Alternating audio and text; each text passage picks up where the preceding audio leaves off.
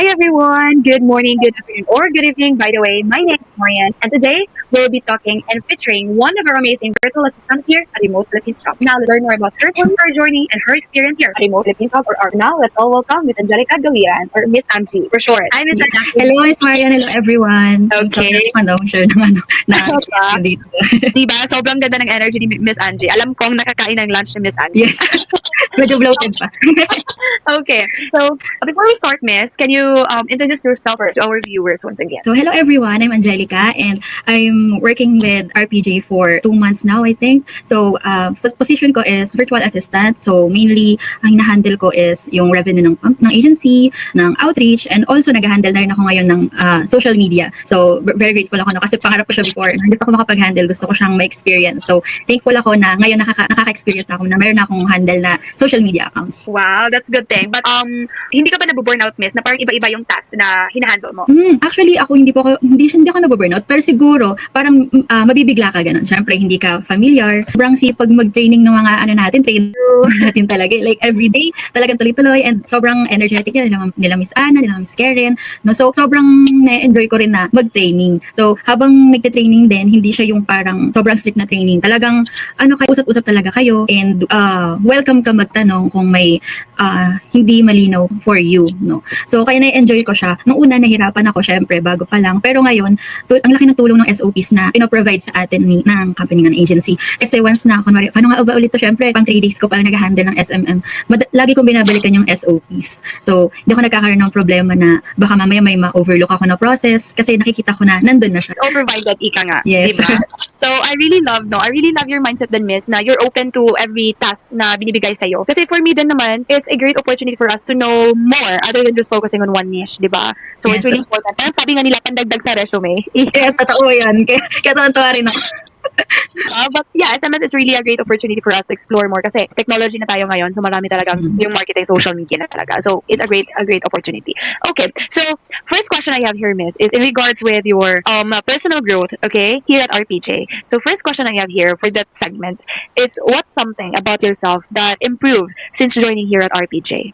Okay. So sa akin, lalo na ngayon, yung mga hinahandle ko na tasks is lahat sila may time na talaga. Like, may schedule kung kailan mo lang siya pwede i-access or i-handle. So, kung before man, masasabi ko na, kung before, nararattle ako, like, hala, syempre, OA, na mag-ano ka muna, mag-react ka muna, pero alam mo naman, you'll get things done, ganyan. Pero ngayon, parang natututo na ako kumalma, okay, kumalma ka muna, nandiyan naman lahat provided naman lahat So, ang ginagawa ko, hindi na ako yung nararattle na, hala, paano to, parang ganyan. Lilalatag ko lahat ng pinigay nila sa akin na SOPs. So, para sa task na to, ito yung kailangan ko, sa task na to, ganito. So, hindi na ako yung parang nawawala or all over the place. Hindi na ako ganun. So, yun na-appreciate ko dito sa RPG kasi sobrang nakakatulong yung SOPs and also yung trainings kapag binibigyan kanila ng tasks. So, nakatulong siya sa akin and mas nagiging organized pa ako. Kasi before sabi ko, ang ano ko is, kaya ko mag-multitask ako, pero nararattle ako. Pero ngayon, kaya ko na siya and mas organized pa ako. Ayun. Wow, kasi nga, you're handling like a lot of tasks already, no? And I can see talaga ng organizational skills talaga. And I can say na you've improved then kasi the way you speak and then the way you mention yung mga tasks na na-handle mo, parang naalala mo talaga. Kasi if you're rattled, hindi mo na naalala kung ano yung mga sinasabi mo. Parang, I'm happy for that one, or I'm grateful also that RPJ was able to provide all the SOPs. Parang hindi ka, parang nila-left behind ka na lang na, okay, yan yung gawin mo, ikaw na yung bahala. Kasi mostly talaga, if you are a VA, supposedly you know how to do that, how to do this, something like that. But here at RPJ, even though you have the experience or you know that one, they still provide you SOP, they still provide you everything, resources, para talagang mas organized o matulungan tayo mga VA. Yeah. Totally agree with that one. Okay, so next question I have here, Miss. Before this job, 2 months ago, what was one thing you struggled with personally or professionally? So, kung meron isang bagay na before ako mag-enter dito sa RPG, yun yung communication skills ko talaga. Like before, parang may ano pa ako na nag-worry ako, baka mamaya mali kasing tatanungin ko ganyan-ganyan. O kaya, baka mamaya isipin nila, ganito ako, ganyan kasi di ko pa alam, ganun. Pero dito sa RPG, since tumatanggap sila kahit may experience ka man o wala, kung mag-shift ka man ng career or hindi, tinatanggap ka nila. And also, kapag ngayon, compared dun sa nakaraan, nung di pa ako nag-enter sa RPJ, no.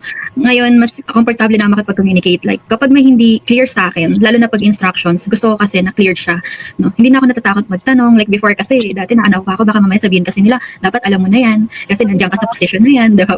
Pero ngayon, kahit naman, ang mindset ko ngayon, hindi na tayo sa position na to, hindi para magstay lang tayo as ganun.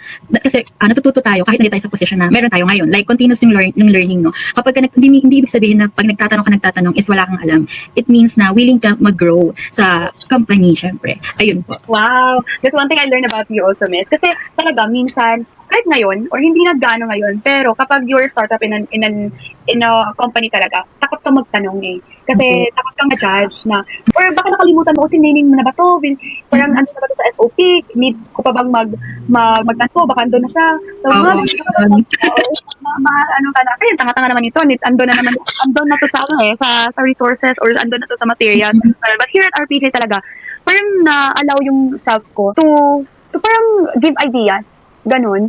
Kasi, diba, to give ideas and to question kung ano yung mga hindi natin alam, hindi ko alam. Kasi alam kong sasagot sila ng parang mahinahon talaga. Opo, kahit sa SOP na, no? Kunwari, nasa SOP na pala yung nahanap mo. Sila pa magpa-provide nun. Sabi nila, ito po, nandito po sa ano, ganyan. And wala lang, hindi ka mafe-feel bad na, hala, nandun pala sa SOP, di ko nabasa, ganun. Okay lang sa kanila. Kaya, masarap pagtanong. Hindi ka natatakot pagtanong. Kaya, ngayon, mabilis ko na lang din nakakabisado yung tasks kasi very open and very approachable talaga yung makatrabaho natin dito. Also, yung mga boss natin, syempre.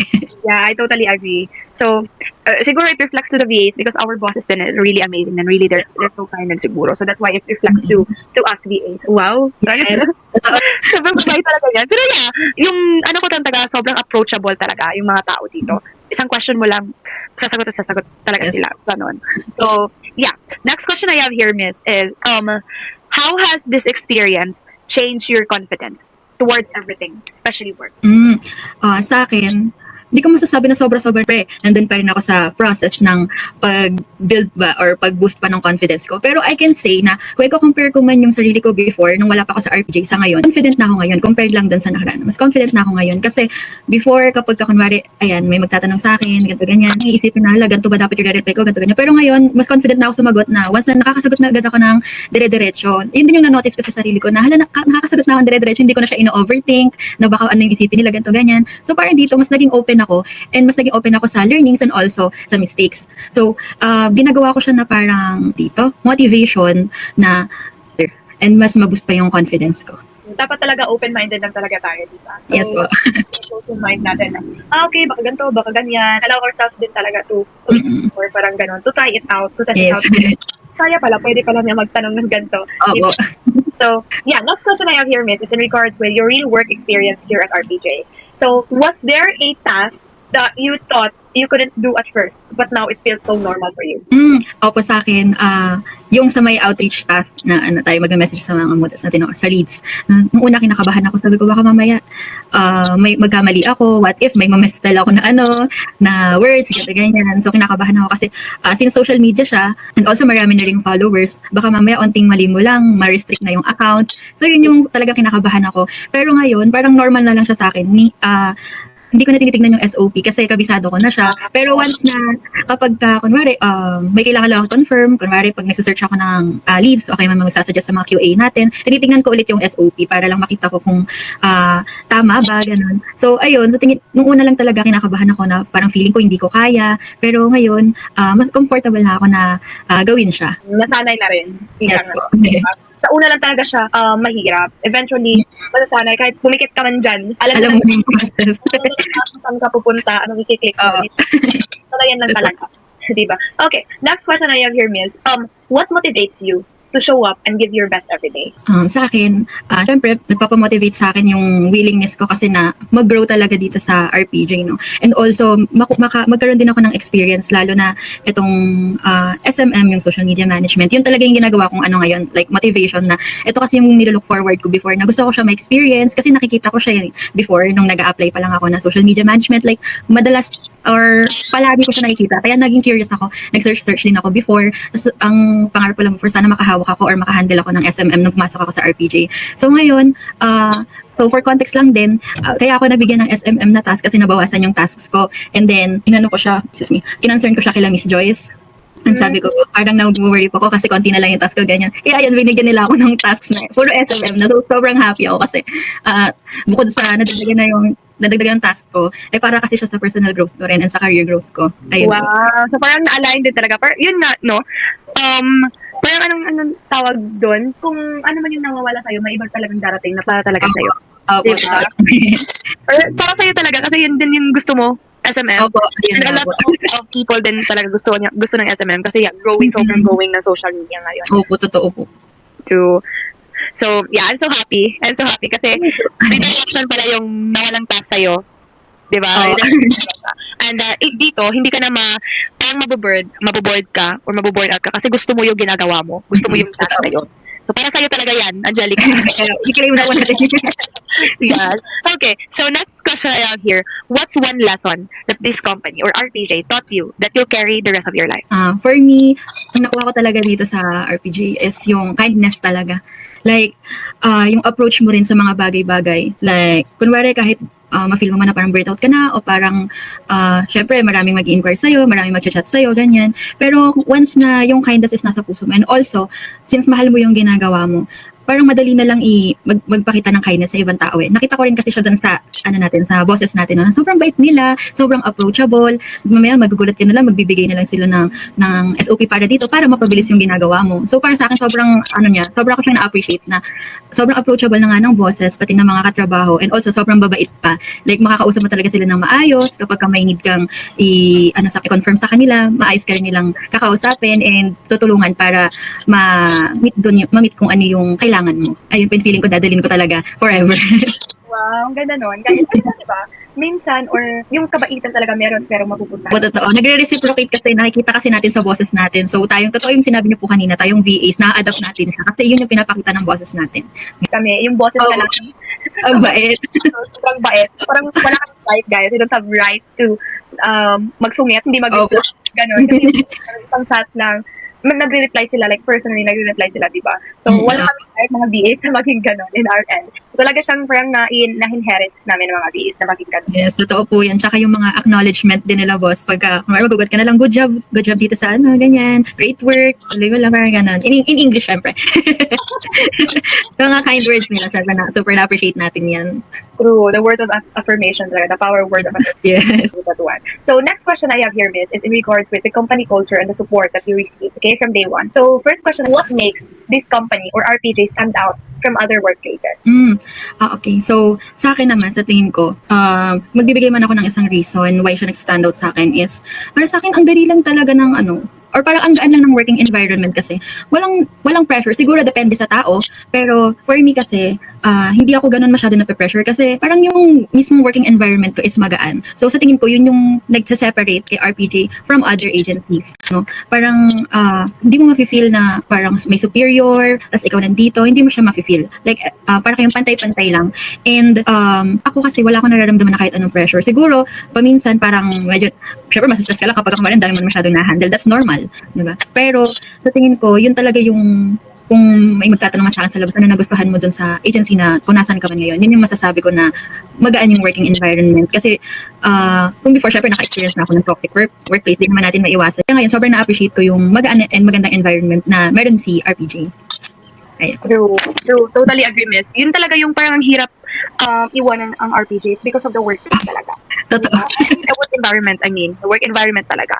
So, yun din talaga yung reason kung bakit ang hirap iwanan ng RPJ is because of the work environment. Sobrang gaan ng work environment dito. So, yun nga yung sabi ko sa mga testimonials na kung meron mang hilahan dito, pataas talaga lahat. Kasi other days, I would recommend you also if they see you na you're capable for this and they will recommend you to the bosses na, oh, I think Angelica's capable for this, we can let her do this task, parang ganon. So, wala talaga ditong hilahan pababa, guys. Hilahan pataas dito. So, that's what I love about RPJ talaga. The work environment and the people here. So, yun. And next question I have here, Miss, is in regards with your success and your future goals. Okay? So, do you see yourself growing in this company for long term and why? Wow, very pang Miss Universe. To answer your question, syempre naman, miss, akin tulad yung sinabi, mahirap kasi iwanan si RPG talaga.